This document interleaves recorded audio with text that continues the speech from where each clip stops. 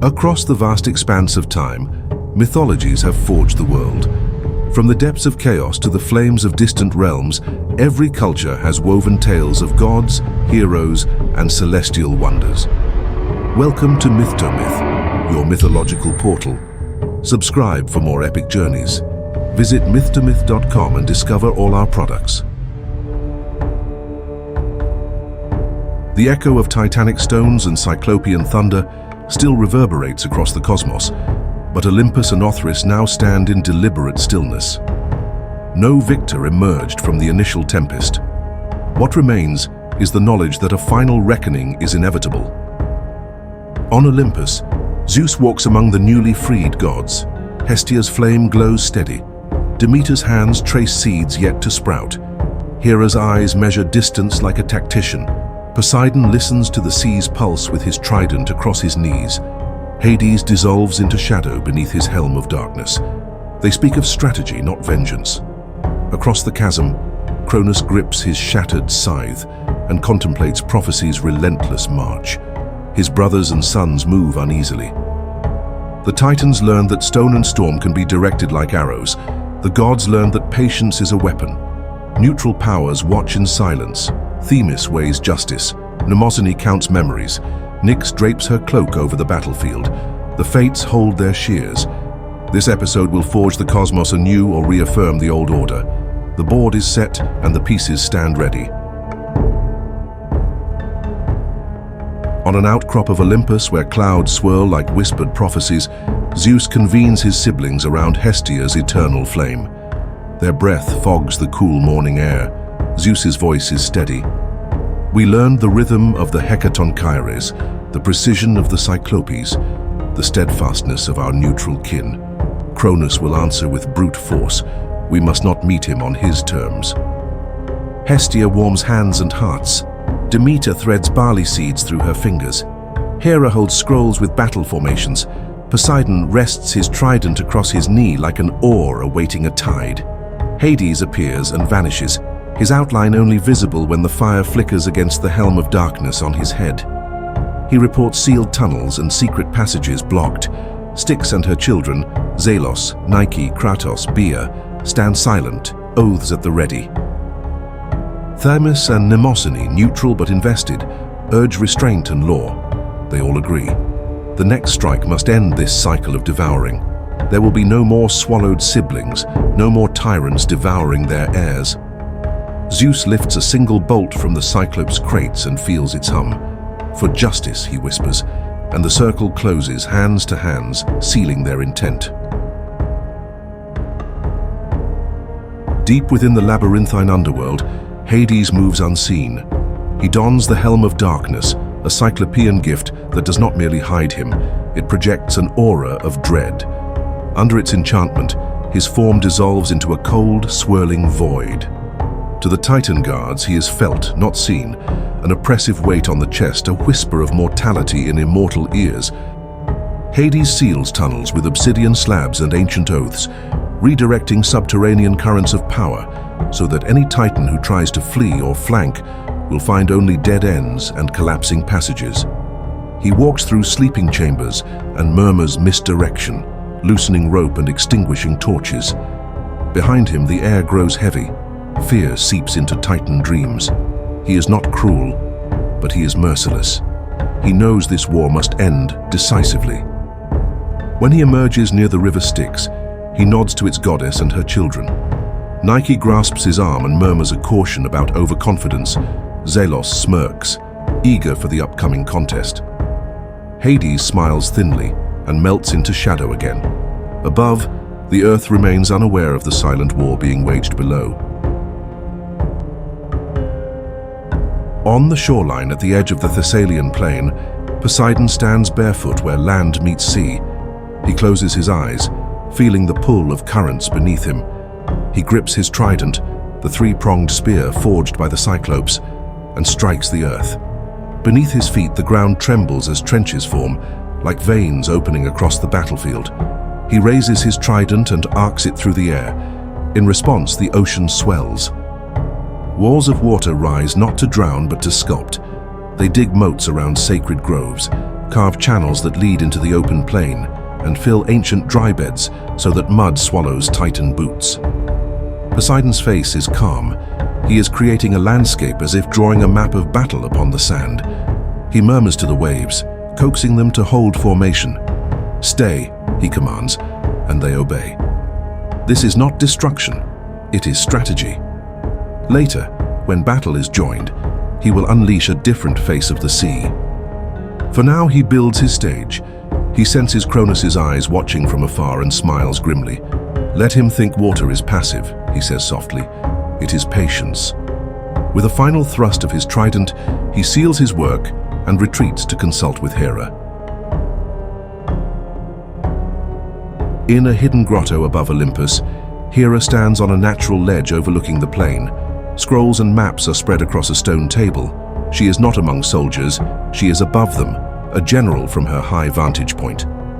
Iris glides in and out with messages, her rainbow wings shimmering. Hera traces her finger along paths carved by Poseidon, determining where the Hecatoncheires will stand and where Zeus will hurl lightning. She sends Iris down to adjust formations and recalls how Cronus underestimated the subtleties of order. Meanwhile, Demeter organizes a sanctuary behind the front lines. She gathers herbs and binding cloths, she blesses bread and honey, and she constructs shelters. The wounded will come here to be healed. She teaches nymphs how to apply poultices and to sing low hymns of renewal. Each provision is a prayer that those who fight remember what they fight for. She does not appear on the front lines. She works in the rear with purpose, channeling the life force that will outlast the war. The two sisters of Zeus thus command from different fronts. Hera directs the mechanics of battle. Demeter protects the soul of their cause. Their roles are distinct, their tasks essential. In the heart of a volcanic cavern, the Cyclopes, Arges, Brontes, Steropes, labor with intensity. They forge a single thunderbolt, not for quantity, but for quality. Brontes, whose name means thunder, feeds the forge with volcanic fire. Arges, the bright, holds the glowing metal with tongs. Steropes, the lightning, hammers down, each strike resonating with ancestral echoes. They fold in the essence of storms, the bite of wind, the crack of thunder. Between each blow, they whisper the names of those swallowed by Cronus, adding their memory to the metal. When the bolt glows white-hot, they quench it in water drawn from the river Lethe, not to erase, but to calm its fury. Zeus arrives. Arges presents the weapon. "This is the weight that will tip the scales," he says. The bolt is slender but thrums with potential. Zeus feels its weight. It is both executioner and judge. He will hold it until the moment when its release means more than noise. The Cyclopes step back, their task complete. They glance at one another, knowing that their gift will end the age of their oppressor. Arges smears volcanic ash over Zeus's forearm, a silent blessing. Within Othrys' inner chamber, Cronus broods. The broken scythe still sits across his lap. His surviving Titan brothers are grim. To his right stands Iapetus, sharpening a blade. To his left, Hyperion, flames flickering behind his eyes. Creus consults star charts. Koios calculates numbers. Atlas stands at the back, muscled arms crossed. Suddenly, another figure steps forward. Pallas, son of Creus and Titan of strategy, has been silent until now. His eyes gleam not with power, but with clarity. He pauses briefly, his gaze flickering, just for an instant, toward the direction of Olympus, where his mate Styx and their children now stand aligned with Zeus. No word is spoken of them, but the tension is etched behind his calm expression. He speaks evenly. "Our first clash taught us that they do not fight with rage, but with rhythm. The Hecatoncheires throw mountains in cadences. The Cyclopes' bolts are aimed, not wild. They respond to order as a weapon. We must tear apart their pattern." He kneels, mapping the battlefield with pebbles and dust. "We concentrate our strength into a single overwhelming charge to break their cadence before it finds its flow. We overwhelm the giants before they set a rhythm. We absorb the first storm and respond by attacking their center, where they least expect it." His plan calls on raw power rather than cunning. Hyperion nods. He prefers heat to patience. Cronus's eyes narrow. He sees wisdom in this reversal. He grips what remains of his scythe and says, "We will crack the order with force." Nearby, Perses and Astraeus, sons of Creus, present since the last battle, glance at one another. They trust Pallas. They know this is their final gamble. Atlas walks the crumbling ramparts of Mount Othrys, his mind divided. He drills soldiers, teaches them to catch falling stones on their shields, and positions nets woven of iron and serpent skin. But as he listens to Pallas's plan echoing down corridors, he thinks of whispers. One Titan will bear the heavens as punishment. When he looks north, Olympus glows. When he looks upward, the weight of the sky presses down, almost as if preparing itself. He tests his own endurance by lifting massive boulders with one arm, holding them aloft until his muscles tremble. Younger Titans ask why he trains so hard. He tells them that strength must be ready, whether for battle or burden. He watches Hyperion coax flames from his fingertips. He watches Perses sharpen his blade. He watches Astraeus whisper to the stars. Each of them will either triumph or fall. Atlas knows his path may differ. He feels both pride and resignation. "Whatever comes," he whispers to the wind, "I will not shatter." His footsteps sound like the steady dripping of a water clock. His shoulders itch as if waiting for a weight not yet placed.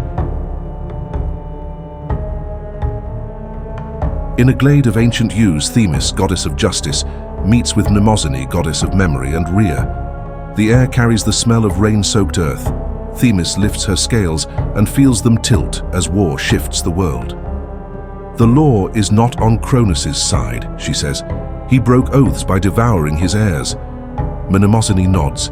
Memory remembers everything: Uranus's screams, Cronus's swallowings, Rhea's tears. "But we must also hold Zeus accountable if he succumbs to the same hunger for power," she warns. Rhea looks exhausted, but resolute. She does not wish to see her children and her husband kill each other, yet she knows this confrontation is inevitable. Phoebe and Thea stand by silently, reflecting starlight and radiance. They agree to remain neutral, but vow to record and witness.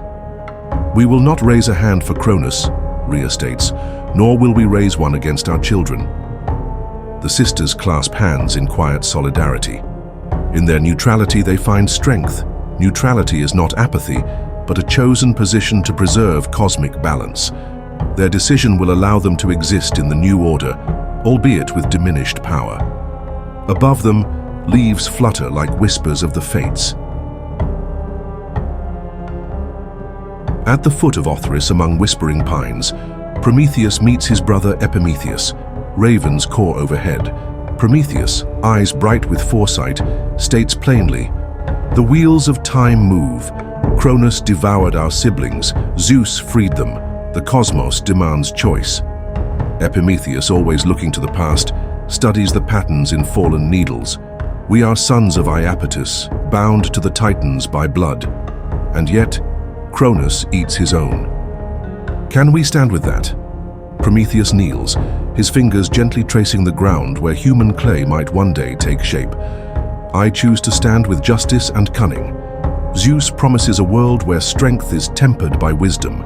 Cronus offers only fear. I will help Zeus win." Epimetheus sighs, "I cannot fight our father, but I will not hinder you." They embrace as brothers do.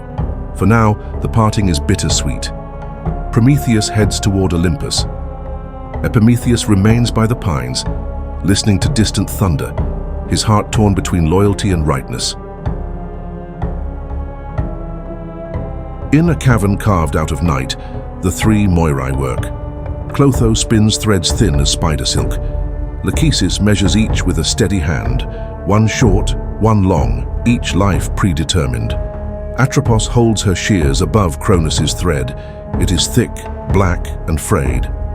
Beside it gleams Zeus's thread, taut, golden, vibrant. Atlas's thread sits coiled.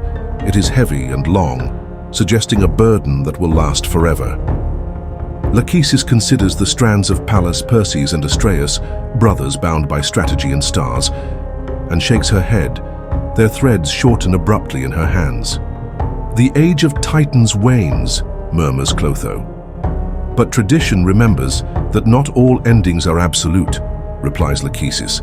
She adds a side strand for Cronus, pale and delicate, running off to the side where a different fate waits in another version of the story. Atropos raises her shears and hovers them above the main dark thread. They cut nothing yet.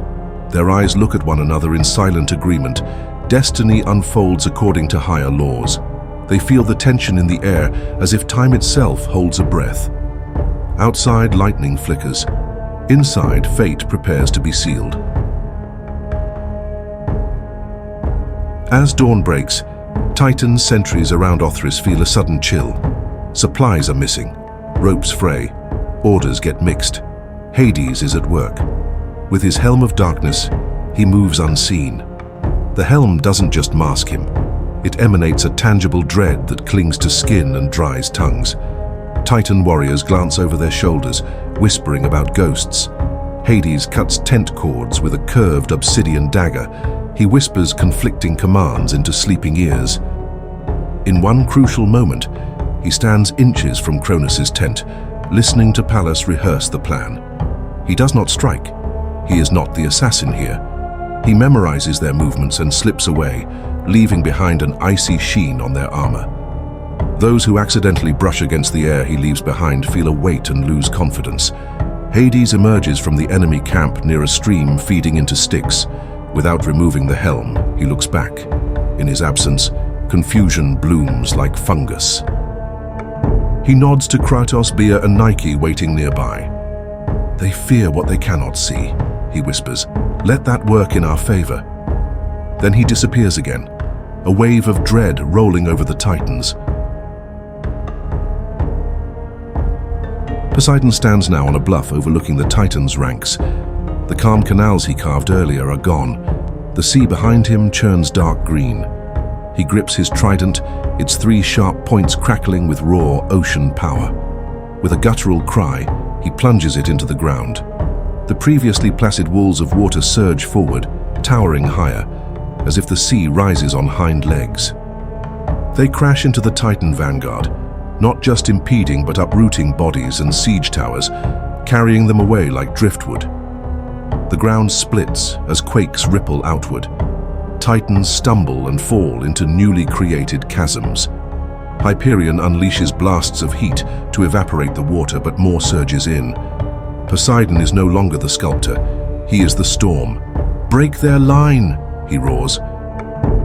Perses and Astraeus attempt to redirect the waves by conjuring winds and destruction, but the water obeys its master alone. Cronus watches in dismay as his soldiers wade through knee-deep waters, their momentum lost. Poseidon lifts his trident and arcs it across the sky, summoning sheets of rain that blind his enemies and feed the flood. He has unleashed the fury he had held back.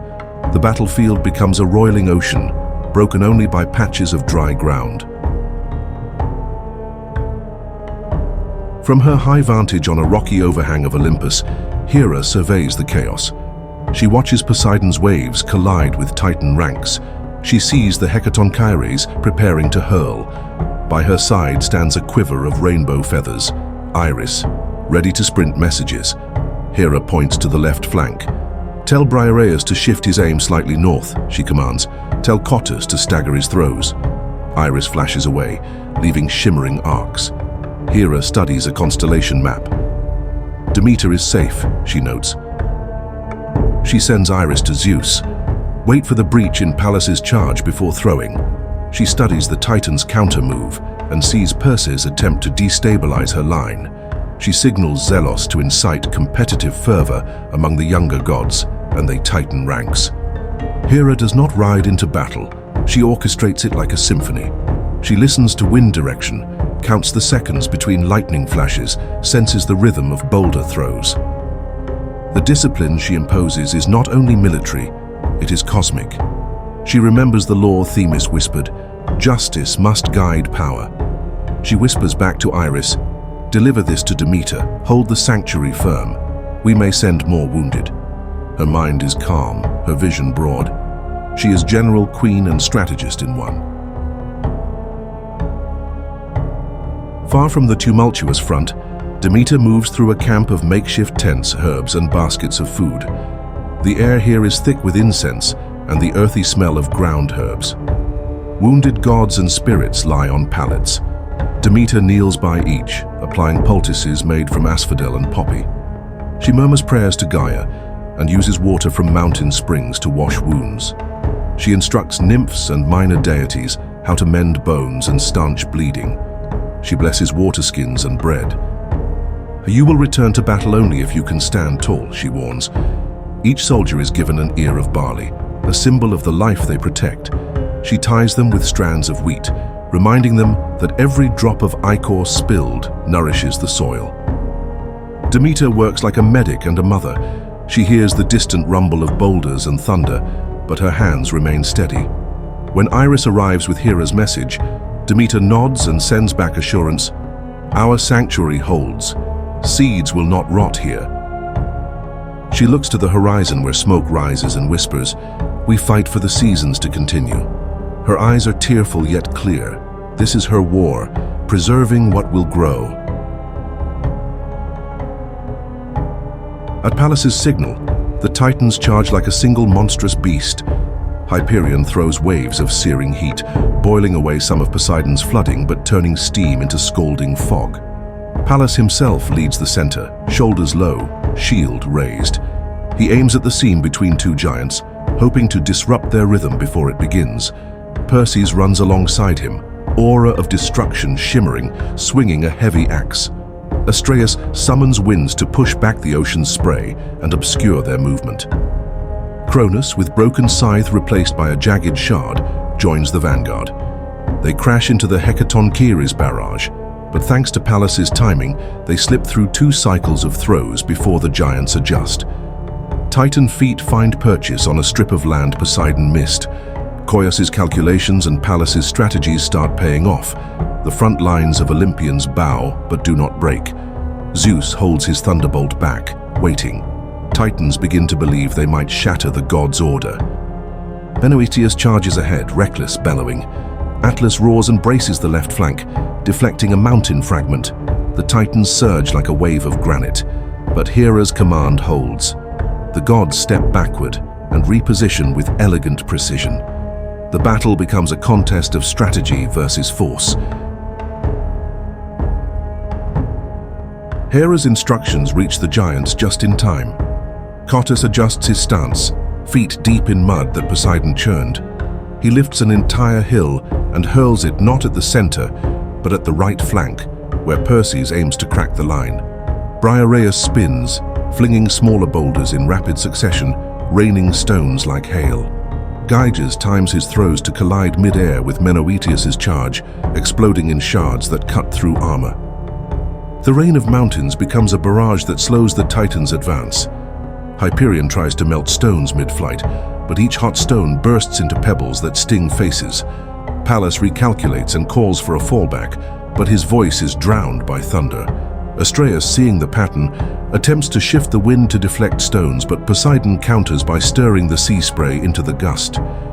The Titans are pinned again. Atlas blocks 3 boulders, but staggers. Prometheus is knocked to the ground by a jagged rock and rises bleeding. Cronus's jaw tightens as he sees his plan falter. Pallas shouts for regrouping, but his words are lost in a roar. The god's rhythm proves too complex to break by brute force. As Titan momentum falters, Zeus steps forward. He stands upon a rocky prominence, lightning crackling at his fingertips. He remembers Metis's counsel. Use the final bolt not as noise, but as conclusion. Poseidon nods from below. Hades's shadow lingers nearby. Hera watches from her height and signals via Iris. Now. Zeus lifts the gleaming bolt, forged by the Cyclopes and tempered with memory. He feels the names of his siblings within it. He sees Cronus across the battlefield, scythe fragments clutched in his hand, eyes wide with recognition. He hesitates only a heartbeat, then hurls. The bolt arcs as if guided by Moirai herself. It splits clouds and strikes Cronus's chest with divine fury. The explosion lights the whole plain. The sound is both thunderclap and cosmic sigh. Cronus is thrown backward, his body glowing. The broken scythe shatters under the bolt's power. Titans stagger and shield their eyes. For a moment, even the Hecatoncheires pause. Zeus's hand trembles. The act is done. He has attacked his father with the weapon meant for destiny. The bolt vanishes into Cronus's body, leaving behind an afterimage of pure white. Silence falls for a heartbeat. Cronus's knees buckle, but the Titan refuses to collapse without a struggle. He pushes himself up, ichor and light leaking from his wound. His eyes burn with ancient anger. He roars, shaking the very mountain. He lunges at Zeus, swinging the jagged remains of his scythe as if it were still whole. The blade slashes across Zeus's arm, drawing golden blood that hisses upon the ground. Zeus's siblings tense, but he does not retreat. He parries with bare hands and the force of wind. They grapple, father and son, time and storm. Cronus's strength is colossal, built from ages of tyranny. Zeus's strength is new, made of youth, promise, and gratitude. They lock arms, each pressing. The ground cracks beneath their feet. Titans stop fighting to watch, gods hold their breath. After what feels like an eternity compressed into a heartbeat, Zeus twists Cronus's arm and sends the scythe shard flying. The jagged metal embeds itself into the earth. Cronus's eyes widen. Zeus speaks softly. It ends. He uses lightning not to kill but to bind, shocking Cronus's muscles into stillness. Cronus stiffens, his mouth opening but no words forming. Zeus releases him. Cronus falls forward, face first, thunder still ringing in his ears. When Cronus hits the ground, the earth trembles as if recognizing his fall. A fissure opens beneath him. Tartaros yawns, dark and hungry. The Hecatoncheires surround Cronus, each arm like a chain. Cottus binds his wrists. Briareus grips his ankles. Gyges lifts him with effortless strength. He struggles weakly, but his power drains rapidly. Zeus does not exult. He gestures silently, and the giants lower Cronus into the abyss. The pit swallows him, closing with a boom. One by one, the proud sons of Titans who resisted, Hyperion, Iapetus, Creus, Koios, and the formidable sons of Creus, Pallas, Perses, and Astraeus, are seized and cast into the darkness as well. Menoetius, whose arrogance exceeded his caution, tumbles after. The heavy stone lid slides shut. Only Atlas remains above to face a different judgment. As Tartaros closes, a narrator's whisper echoes through the cosmos. On that day, only endless darkness awaited him. Centuries later, poets would sing of forgiveness, of a golden rule in the Isles of the Blessed. But that was a mercy the new cosmos was not yet ready to grant. The contrast between eternal incarceration and potential future redemption hums in the air. Thus ends the reign of Cronus. Zeus turns from the closing pit and looks at Atlas. The towering Titan, sweat mingled with dust on his brow, lowers his shield and faces the new king unflinching. Zeus approaches him solemnly. "You fought with honor," Zeus begins. "You stood firm, but you sided with tyranny. The punishment is not death nor chain, but service." He looks at the sky, the dome that Cronus once cut. He gestures. Suddenly the heavens grow heavier, as if lowering themselves. Cloud banks and stars descend. Atlas feels weight settle onto his shoulders. He sinks to one knee, then pushes back, arms rising, muscles straining, face contorted. He stands upright, now bearing the firmament. His feet dig into rock. His spine arches, but does not break. The world watches. Zeus nods. Atlas will forever separate earth and sky, preventing future titans from climbing into the heavens. Atlas accepts with no words. In his eyes glints a mix of pride and resignation. He is now a living pillar. The Hecatoncheires depart to guard Tartaros. Atlas remains, a silhouette against the stars. Every night from then on, mortals will see his outline in constellations and know that strength can be both curse and honor. With Cronus gone, Zeus surveys the remaining Titans. Those who remained neutral, Themis, Mnemosyne, Rhea, Phoebe, Thea, and Oceanus, stand to the side, waiting. Zeus speaks loudly enough for all to hear. Those who aided tyranny are bound. Those who stood aside or aided us may retain their spheres. Themis sighs with relief. She will continue to weigh justice. Mnemosyne nods. She will keep stories alive. Rhea bows her head, her mother's heart heavy. Oceanus, father of rivers, ripples in acknowledgement. The sons of Titans who defied Cronus, Prometheus, Menoetius' brother, Epimetheus, and others who did not fight, are offered clemency. Zeus declares that Prometheus, for his strategic counsel and foresight, will not be punished now. Yet he senses Prometheus' future defiance. Prometheus bows anyway.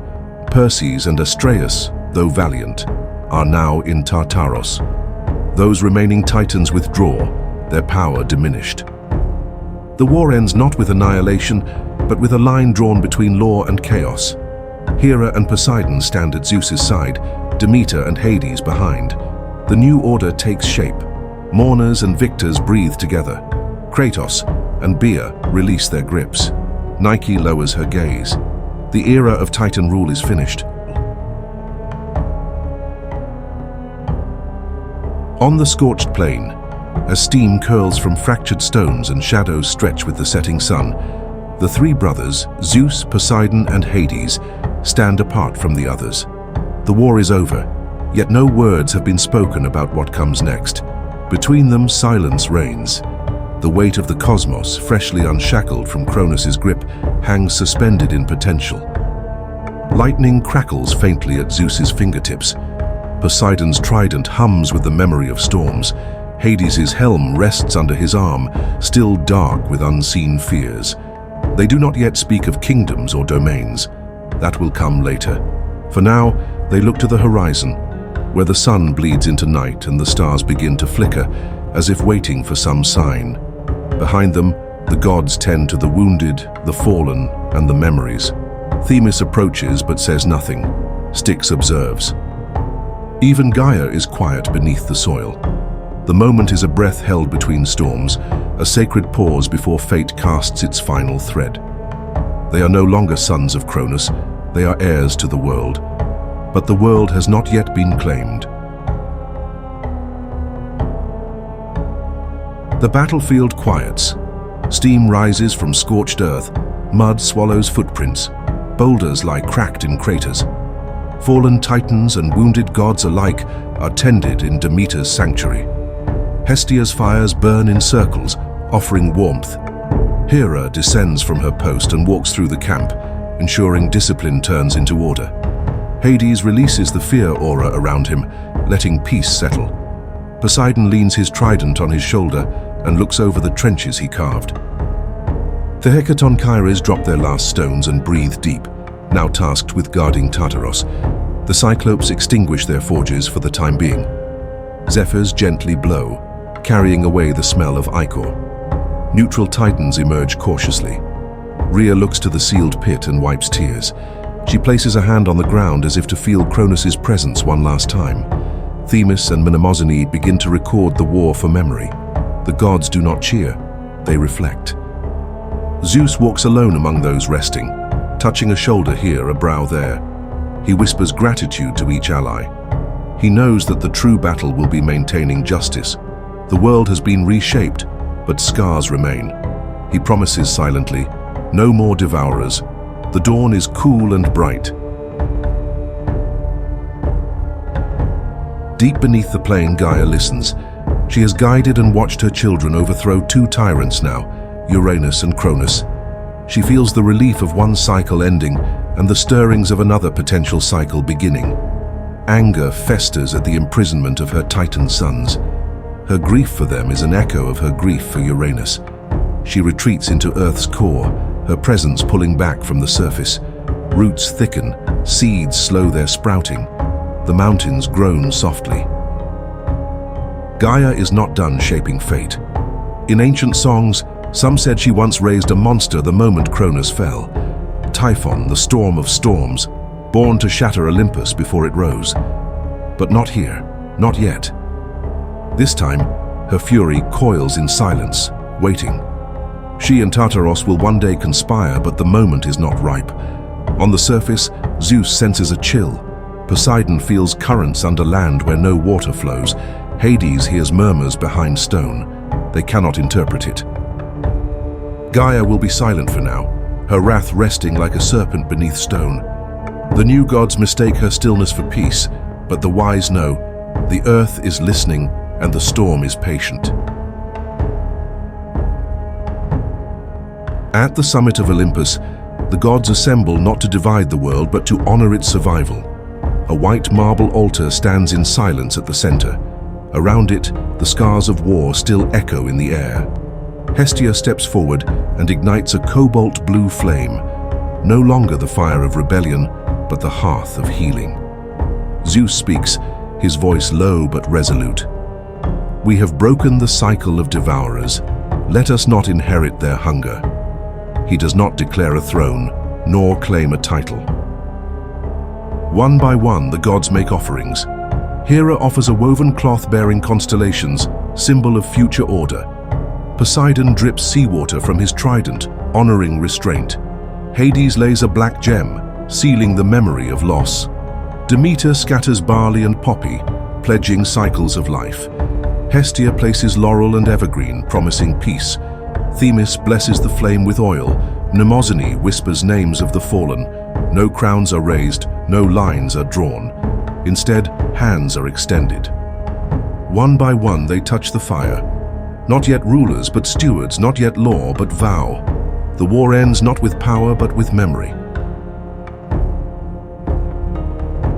Rhea returns to the cave of Crete, where she once hid Zeus in the hollow of the world.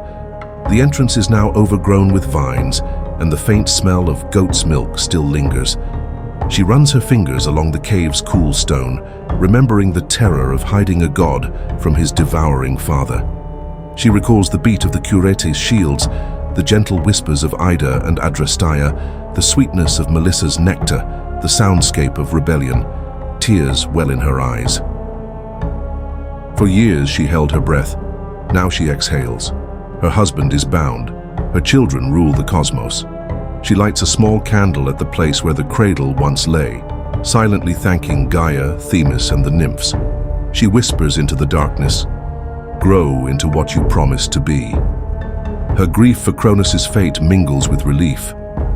She closes her eyes, imagines her family gathered around a hearth, not a throne. She knows there will be future challenges, Typhon, Gigantes, mortals, and their hubris, but she is allowed one moment of peace. She wraps her cloak around her and leaves the cave, stepping into the sunlit world. Atlas stands alone on a windswept promontory, the heavens settled upon his shoulders. He feels the weight not as a pressing downward force, but as a constant, cosmic embrace. Stars drift across his back. Planets wheel in slow arcs. Clouds gather and disperse. He sees the entire world from his perch. The calm sea Poseidon controls. The green valleys Demeter will tend. The dark entrance to the underworld Hades guards. The peak of Olympus shining with new laws. He hears whispers of mortals not yet born. He knows he will remain long after heroes rise and fall. At times he is tempted to shift the weight to one side or let it slide, but his muscles and resolve hold. A swallow lands briefly on his shoulder, chirps and flies off. Atlas smiles. This is his realm now. No battlefield, no strategy, a quiet existence of holding. He hums a tune, old and slow, to keep rhythm with the heavens. In his mind, he thanks Zeus for giving him purpose rather than oblivion. He wonders about the Golden Age tales where Cronus is free in the Isles of the Blessed, but he knows his place is here. He watches the horizon and waits for the next story. A pale light rises beyond the scorched plains of Othrys and the lofty peaks of Olympus. It is not yet peace, but silence. The gods stand in scattered groups, some with heads bowed, others watching the wind move ash across the landscape. The thunder has ceased, but its echo still pulses in the stone. Zeus walks alone for a moment, feeling the cold weight of what has just ended and what now waits. Poseidon stands at the cliffside, his trident grounded, scanning the distant seas. Hades, cloaked in shadow, disappears into a fissure that leads below. Hera lingers near the altar, adjusting a fallen banner. Demeter touches the soil, whispering promises of green things to come. Hestia tends the last embers. No trumpets, no proclamations, just breath. The air is heavy with the unspoken, fear, relief, possibility. Above them, the stars realign, not yet into constellations of kings, but into omens. Deep beneath, Gaia listens. In the distance, a bird sings. This is not yet a new order. It is a new morning, and in it the gods remember. Victory is only the first challenge. The world now waits to be shaped. The second clash of Titan and God sealed the fate of an era. Zeus's thunderbolt ended Cronus's reign, and the cosmos exhaled in balance, not yet divided, but forever changed. Pallas's strategy to break the gods' rhythm failed. The Olympians maintained order with greater precision. Poseidon carved and then flooded the battlefield, demonstrating that water can both create and destroy. Hera rose as a true commander. Demeter anchored the rear with healing hands. Hades waged a shadow war, using his helm of darkness to strike fear into Titan hearts. Atlas, the steadfast Titan, took on the heavens, becoming a living bridge between earth and sky. The Titans who resisted were consigned to Tartarus, while neutrals retained diminished roles.